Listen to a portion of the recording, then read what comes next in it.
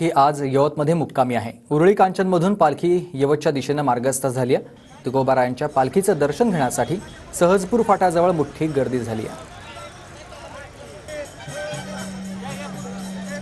ज्ञानोबा माऊली तुकाराम हरिनामाच्या जयघोषात श्री संत तुकाराम महाराज यांचा पालखी सोहळा सहजपूर फाट्यावर आलेला आहे। हा पालखी सोहळा आज यवत येथे मुक्कामी असणार आहे। यापूर्वी मोठ्या प्रमाणात उरुळी कांचनपासून मोठ्या प्रमाणात वारकऱ्यांनी दर्शनासाठी तुकोबारायांच्या मोठी गर्दी केलेली आहे। एकंदरीतच हा गर्दी आटोक्यात आणण्यासाठी पोलिसांना मोठ्या प्रमाणात स्वयंसेवक देखील मदत करताना दिसत आहे। सोलापूर हायवेवरील अनेक गावे असतील, या गावांतून अनेक नागरिक दर्शनासाठी सोलापूर हायवे येथे येत आहेत आणि श्री संत ज्ञानोबा महाराज यांचा पालखी सोहळ्याचं दर्शन घेत आहेत। आणि नागरिकांना कोणत्याही अडचणी येऊ नये, वारकऱ्यांना कसल्याही स्वरूपाच्या अडचणी येऊ नये, त्यामुळे मोठ्या प्रमाणात पोलीस देखील येथे वारकऱ्यांना चांगल्या पद्धतीने दर्शन कसे घेता येईल यासाठी प्रयत्न करत आहे आणि वारकऱ्यांना चांगल्या प्रकारे दर्शन घेण्यासाठी नक्कीच त्यामुळे मदत मिळत आहे। आज संध्याकाळी संत तुकाराम महाराज यांचा पालखी सोहळा यवत येथे